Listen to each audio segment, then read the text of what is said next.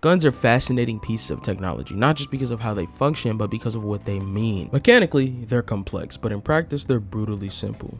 Point, shoot, problem solve. That clarity of purpose, that directness is what makes them so narratively powerful, especially in genres that are anything but simple, like fantasy, horror, or psychological thrillers. What makes guns such perfect narrative tools is their situational nature, and I know that doesn't really make sense because all weapons are situational, but guns are different. They don't just function within a situation, they define it. They change the stakes the moment they enter a scene. A sword, an axe, or even a magical artifact may speak to a character's skill, strength, or heritage, but a gun democratizes power. A gun levels the playing field, sometimes violently, sometimes tragically. That's what makes them so potent in storytelling. They disrupt hierarchies, they expose vulnerabilities, and confront characters with moral choices they might otherwise avoid. Sometimes a gun brings comfort. Think about how Kratos in God of War always crafts a new weapon to face a new threat. But in horror or kaiju films, that same comfort is instantly subverted. A character finds a gun and shouts, "Now we've got a chance," only for it to do nothing. It's not just a failed tactic, it's a shattering of hope. In that instant, the illusion of safety vanishes. That's what makes the simplicity of guns so narratively rich. It's a clean tool that creates messy consequences. And you betrayed us when we needed you most. You're the face I saw when murder entered my heart. Guys, the smoke.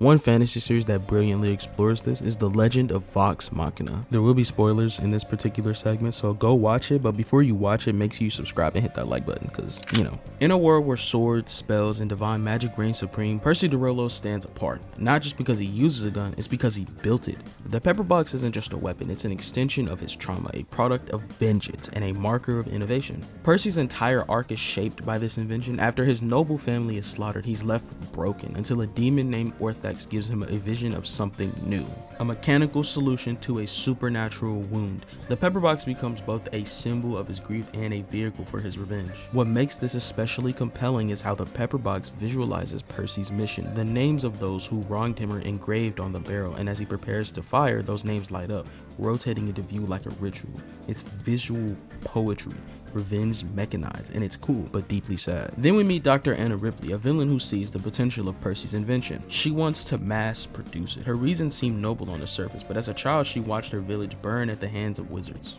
Guns to her are justice, a way for ordinary people to fight back against magical elites, but mass producing guns isn't about justice, it's about scale, and that scale is terrifying.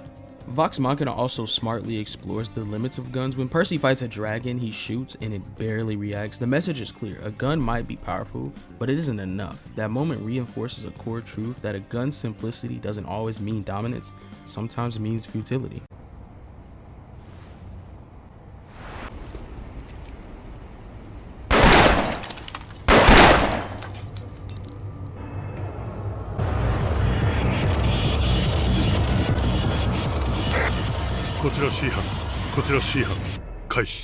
In Chainsaw Man, this symbolism escalates. In this world, if you didn't know, devils are born from fear. The more people fear something, the more powerful the corresponding devil becomes. So what happens when humanity collectively fears guns?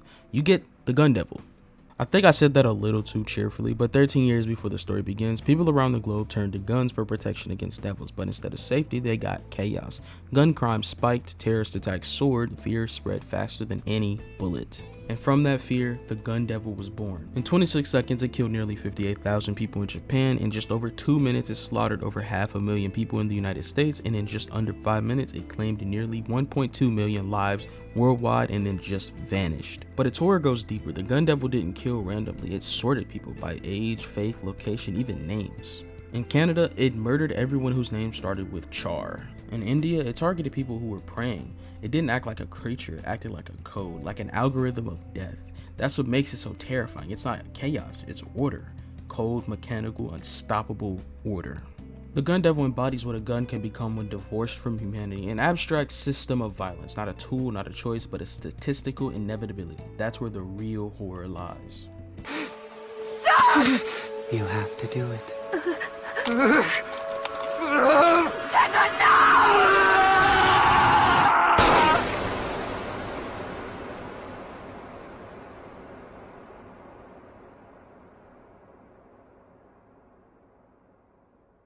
Then there's Monster, a masterpiece of psychological storytelling. Set in post-Cold War Europe, it follows Dr. Kenzo Tenma, a Japanese surgeon whose life unravels after he saves a young boy named Johan, who grows up to be a brilliant, emotionless killer.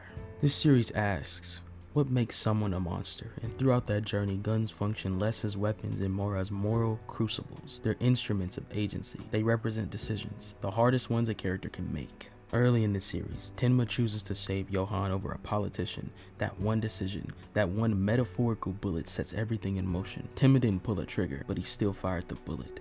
He still fired the first shot, and he's haunted by it. Later, Tenma picks up an actual gun, not just as a weapon, but as a symbol. Can a doctor, a healer, become a killer? Can he justify murder even to stop someone like Johan? And if he does he become the very thing he's trying to stop? Meanwhile, Johan uses guns with chilling detachment, not because he enjoys killing, but because he's trying to prove something, that life is meaningless unless we give it meaning. He turns the gun into a philosophical argument. Other characters reflect this tension. Wolfgang Grimmer, a man unable to feel emotions, carries a gun but rarely uses it. Detective Lunge, obsessed with logic, treats the gun as proof, the endpoint of reasoning. Every bullet in Monster is loaded not with just gunpowder, but with meaning. The climax takes place in Ruinheim, where Johan orchestrates a mass shooting, not by pulling the trigger himself, but by flooding the town with guns and lies. He creates chaos and watches humanity collapse under the weight of its own paranoia.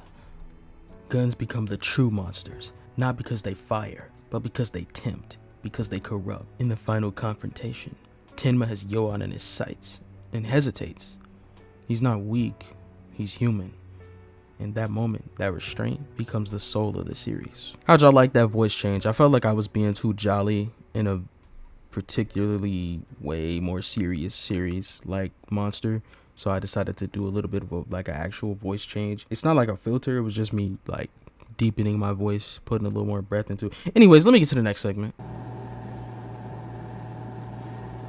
the fuck you gonna do? Shoot me in the elevator?